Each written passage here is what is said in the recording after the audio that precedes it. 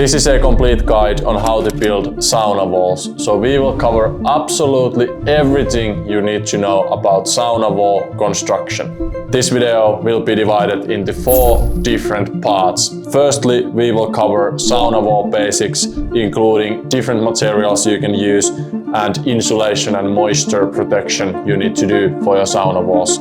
Secondly, we will go over materials and finishes for your external cladding of the sauna wall. Thirdly, I will talk about actual installation tips and things you need to consider when installing your sauna walls. And fourthly, we will cover acoustics and aesthetics of your sauna walls. My name is Veeti. I'm a Finnish sauna expert, and since starting my business in 2022, I have helped over 1,000 US-based sauna builders make their sauna dreams successfully come true. This is the part 1 of the video, basics of sauna walls. In this part, we will go over the structure of your walls, heat insulation, and vapor barriers. We will cover different types of materials like wood, tile, stone, and glass, and how those work and affect your sauna experience when used in sauna walls. So if you have an outdoor sauna that has absolutely every single layer that any sauna can have, this is the construction of your wall. So this side here is your sauna side and this side is your outdoor side. So the green part here is your interior cladding. So that's obviously what comes first here. Then between your interior cladding and your vapor barrier, you should have about 0.5 to 1 inches of space for ventilation and drying, so the air can also move inside the wall between your vapor barrier and your interior cladding. So interior cladding is first, then you have your vapor barrier. Between those you have some space for drying and ventilation. Then you have your load-bearing studs, and in between those you have your heat insulation layer. So if you have an indoor sauna, or if you have a building that has sauna inside it as one room, and then you have other rooms and you have proper construction, you want to have heat insulation layer. But if you have an outdoor sauna that is just an outdoor sauna structure, like a barrel sauna or freestanding sauna structure, you don't actually need the heat insulation layer, because the heat insulation layer makes your sauna just marginally more energy efficient, even if you would live in super cold state. But if you have an indoor sauna, or you have a building that has sauna room and some other rooms, then you want to have your heat insulation layer. It's pretty much the same with the vapor barrier here. So if you have something like a barrel sauna or freestanding sauna, vapor barrier is made so the humidity doesn't escape to other structures that you don't want to get humid, because if you let your other house structures get humid, they might rust and rot and decay. But if you have something like a barrel sauna and the humidity escapes the nature, you don't actually need the vapor barrier either. After a heat insulation layer, you have something called wind barrier seating. And then lastly, you will have your furring strips and exterior paneling attached to it. So this is the whole construction of your sauna wall if you have every single aspect that you can have in a sauna wall. But as said, you will just start dropping things from here and just take what you actually need. Next, we will talk about internal wall material selection. So what kind of material you essentially want to select as your interior cladding, so as this green layer here.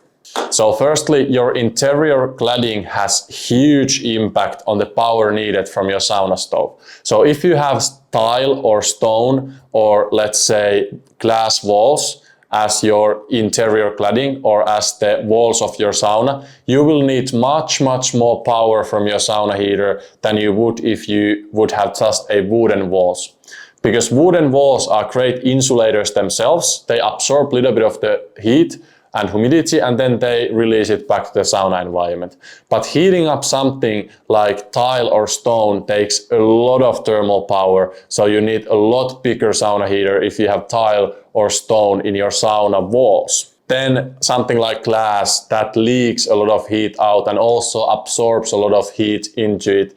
It's a good heat transferring material. So with glass walls, you also need loads more power from your sauna heater if you have that as your internal layer in your sauna walls. Your internal wall material selection doesn't actually affect how the heat and löyly, so löyly is the hot and humid air, the steamy air that comes when you throw water on the sauna heater. So your internal wall material selection doesn't actually affect how your heat circulates in the sauna or how the löyly air circulates in the sauna. So the shape of the structures, obviously, they guide the heat and löyly around, but the material of them, it's not that important what kind of interior cladding or what kind of material you have in your interior walls in terms of the actual heat circulation. When it comes to heat distribution, it is important, but for the heat circulation, it's not that important.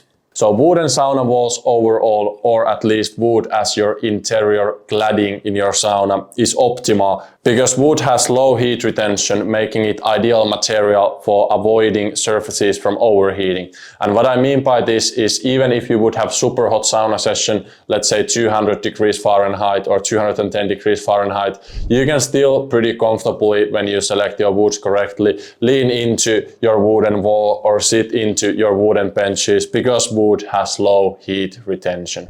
Wood also distributes the heat evenly, so it is said that when you close your eyes inside a great sauna, you shouldn't be able to tell where the heat source actually is. In an otherwise correctly constructed sauna that has wooden walls, you will feel like the heat coming from all around you, not just from one individual place where your sauna stove or heater is. As I told before, wood is also natural insulator, minimizing the energy needed to heat up the sauna and keeping your sauna warm during your sauna sessions.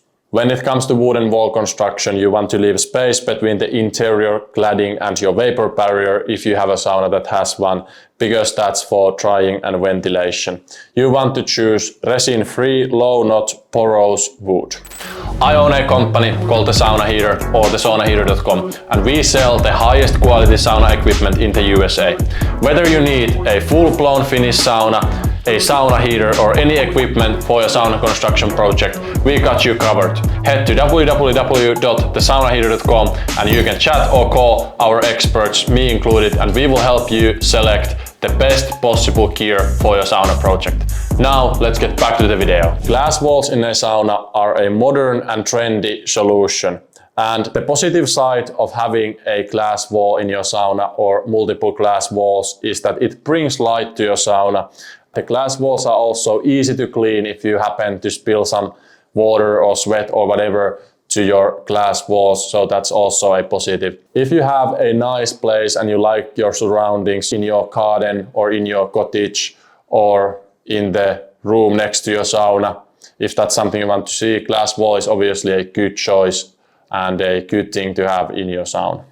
The negatives about having a glass wall is that it's a very poor insulator, so it requires a lot extra power from your sauna heater. Also, if you have an indoor sauna room and you have, let's say, your shower room next to your sauna or whatever room next to your sauna, when you have a glass wall, it's going to transfer a lot of heat from the sauna to the room next to it, so remember that. Glass also has high thermal conductivity, so it can get quite hot and uncomfortable to touch during your sauna session if you have hot and long sauna sessions. Tile and stone in your sauna walls are basically the same as glass, so poor insulators but easy to clean, require a lot of extra power from your heater, gets very uncomfortably hot to touch.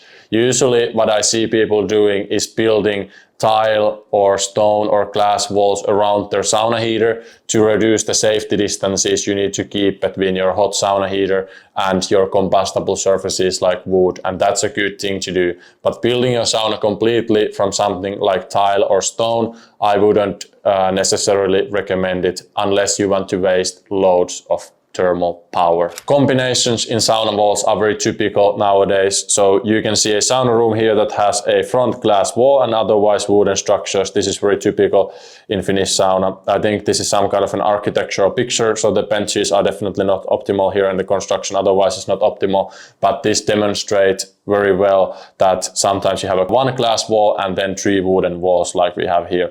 Or then in an outdoor sauna like this one we have here, you have one glass wall that is privacy glass, which means that you can see from inside the sauna to outside, but you can't see from outdoors to inside the sauna. So this also exposes you to your surroundings and brings a level of nature and your surroundings to your sauna, which might be preferable. But you still, in this sauna as well, you have three wooden walls, which makes the sauna dark and private regardless. Now we are moving on to second part of this video, in which we discuss sauna wall materials and sauna wall finishes. As we have discussed in this video, you can use tile, stone or glass as part of your sauna walls, or even fully build your sauna from them. However, in this second section, I will mainly teach you about wood material selection, finishes and wood material styles, because I don't have that much to say about those gold materials. The only few things I will say about gold materials are the four following things. First thing I want to say is that when you use glass walls or any glass surfaces in your sauna, single pane glass will work well. Going for double or even triple pane glass doesn't make your sauna much more energy efficient. And in fact, if you have argon gas or some kind of gases in between those panes of glass, it's a risk that when you heat the glass from other side and other side is colder, the gases inside your double pane glass will expand and your glass will suddenly break. So single pane glass works well when you build glass surfaces to your sauna. If you have a stone or tile walls, so walls that are fully built from tile or stone in your sauna, usually extra heat insulation layer is made to the wall or ceiling structure that has the outer layer of this gold material like tile or stone to make it at least a little bit more reasonable and energy efficient. So typically when you have a single pane glass in your indoor sauna, you will have small spaces in between your glass walls and the panels. So if you have a large glass walls, you might have multiple glass panels. So you typically have like small openings in between those glass panels. So you are not even trying to fully insulate them, but you will just leave more gaps in between your glass panels, which is great for ventilation, but again, a lot of heat loss added. You might build a stone wall element around the sauna heater, as I said before, to reduce the safety distances. But let's move on to wooden materials and wooden internal cladding finishes, because wood is a great material for sauna walls and I have a lot to say about it. So wood has naturally low heat conductivity, which means that the walls won't store excessive heat. This means that your sauna warms up quite quickly when you have wooden walls and your wooden surfaces don't get too hot to touch. So it's very comfortable sauna environment when you have wooden walls. Wood can naturally actually absorb moisture from the air and then release it, which helps regulate the humidity levels and heat inside your sauna. When we talk about wooden finishes in your sauna walls, you can do horizontal paneling or vertical paneling for your walls. To keep the wall cladding from rotting, moisture and air in the sauna must be able to ventilate from behind the cladding.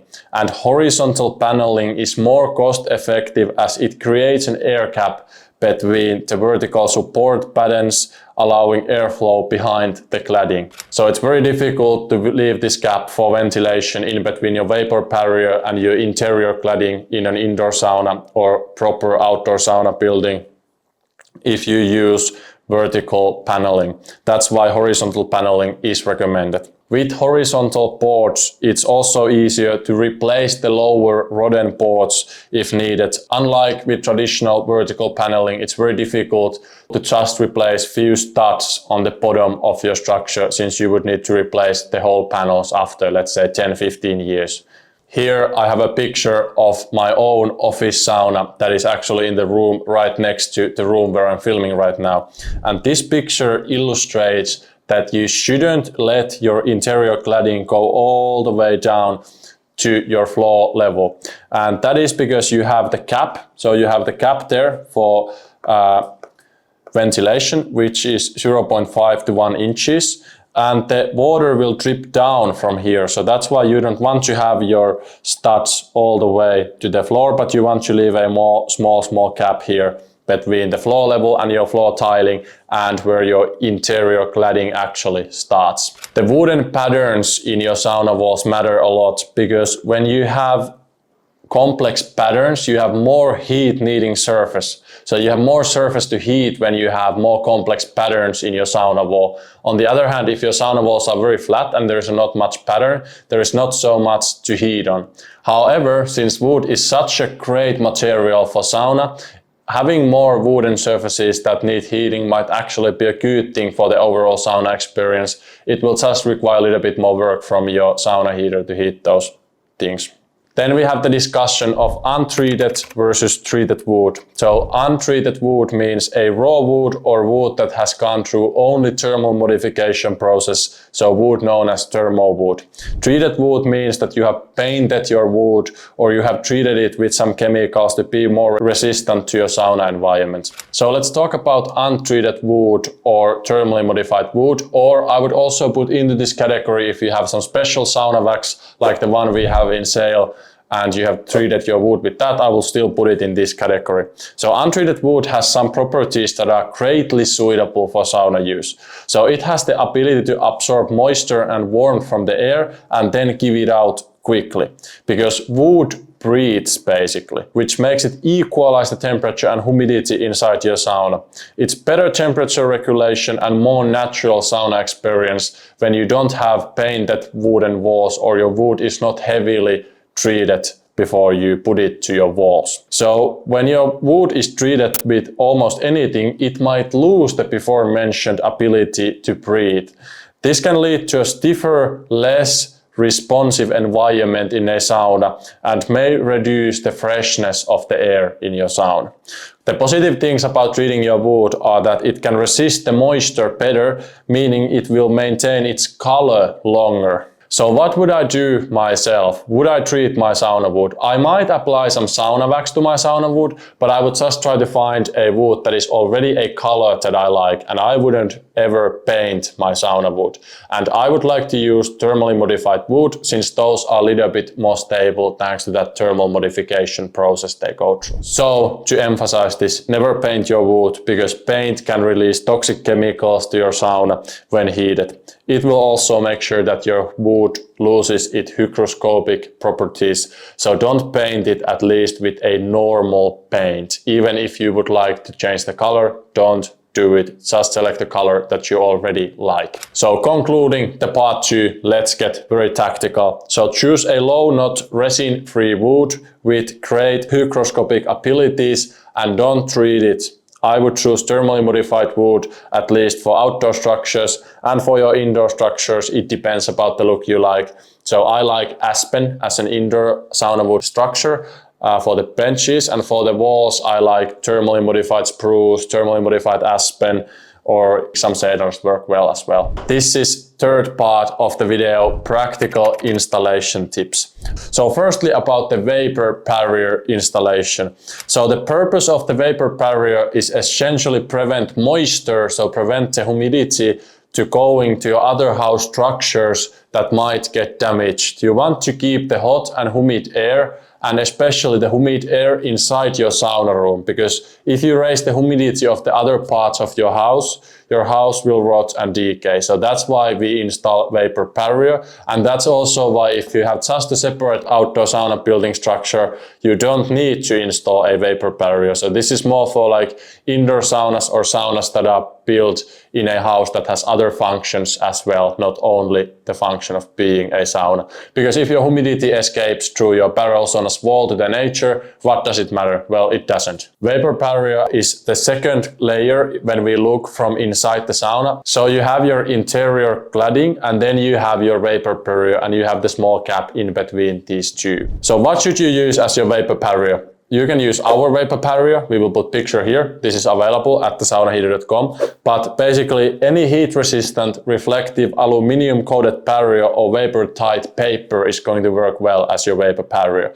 You should be able to get this from most hardware stores. So seam sealing. So minimize the seams as much as possible when installing your vapor barrier, because they are points of potential moisture entry. So points where the humidity is going to escape from your sauna room to your other structures. And this is exactly what we want to avoid here. Where seams are necessary, overlap them by at least 150 millimeters or 6 inches.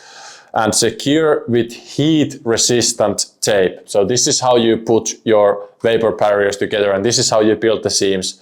Put a secure heat resistant tape and overlap at least by 6 inches. This is how you avoid the humidity from escaping your sauna room through your vapor barrier. Ensure the 6-inch overlap is firmly compressed between the two wooden frame pieces to improve the tightness. As showed before from the office sauna picture, you don't need to install your vapor barrier or your interior cladding all the way down. So I have tile in my office sauna laid like you can see here, and then the vapor barrier starts from here, and also the interior cladding starts from here, because there is a small gap, as I have said many times in this video, in between, so the humidity can escape and it ends up on the floor. As you can see, this is an old sauna which hasn't been cleaned in a while, so this is how your sauna can breathe and the humidity can escape to your floor. Then sealing your joints and openings. So in areas where panels and surfaces meet, ensure joints are tightly sealed to avoid any points where moisture could enter. Same with windows, so seal the frame joints with foam tape or something similar to prevent any gaps around windows or other structures where humidity could escape to places where it doesn't belong. Nail and fastener placements. So nail holes are great for humidity to enter inside your wood or to other unwanted places. Nails also get very hot when heated, so they can cause discomfort or even burn your skin if they are visible and if you accidentally touch them after the sauna has been heating up for a long time and when the sauna is very hot, because steel has such thermal capacities that it gets extremely hot when heated. So conceal your nails, install nails and fasteners from the back or into recessed areas. Secure with hidden fasteners, so this reduces exposure and minimizes the risk of heated metal on exposed surfaces. Preventing moisture exposure. Nails or screws placed directly in the wood should be carefully concealed to prevent the moisture from penetrating through the fastener points, which could weaken the wood over time and lead to rust or discoloration. Fourth and last part of this video, we will discuss acoustics and aesthetics. So people consider a sauna a place where they relax, unwind, or just meditate, or enjoy the company of others. The sound world inside your sauna and the aesthetics of the sauna should support this goal of having a meditative and relaxing environment. I'm Finnish myself, and Finland has been elected as the happiest country in the world, I think something like 7 times in a row, and that's a lot because of the saunas. Because when we go to our Finnish saunas, we don't have our phones, we just sit there silently, meditate and enjoy the company and go through our thoughts that we might try to avoid in other daily life. And I think that's one secret why Finland is selected as the happiest country so many years in a row. Our saunas here in Finland, they are firstly very quiet. We try to make them super quiet, and they are always wooden, so wood supports this goal of having a quiet sauna. And then we have very natural colors in our saunas, so that's one secret to Finnish happiness. So what should you consider in order to create a meditative and calming atmosphere to unwind and relax? Simple answer is a lot of wooden surfaces. So wooden surfaces should take on majority of your sauna surfaces. Or if you have natural, very beautiful atmosphere, then you can create a lot of exposure to your atmosphere through these windows and such. So it depends where your sauna is placed, but I believe most of you people here are building saunas in your city apartments or city houses, so it might not be so peaceful around your neighborhood. How would I know? Wood is a great insulator for heat, but it's great insulator for sound as well. It's actually unbelievably good insulator for sound. So wooden sauna is quieter than one with a lot of windows or cold surfaces. So like if you have tile or stone, those usually reflect the voice back to you, so they kind of echo. So wooden sauna is what makes the sauna kind of like meditative and nice place to be. Last thing about sound is that if you have wooden walls and then you have something like rock wool as your insulation inside your walls and inside your ceiling structures, then your sauna will be very, very quiet. Then about the aesthetics, so select naturally colored wood for peaceful atmospheric look and for more natural look. So don't paint your wood once again, so raw wood supports the calm and natural atmosphere in your sauna. Thank you for watching. If you want to know how to ventilate your sauna, you can watch my video here where I teach you exactly how to do the correct ventilation for your sauna. Ventilation is very important when it comes to creating a proper sauna experience.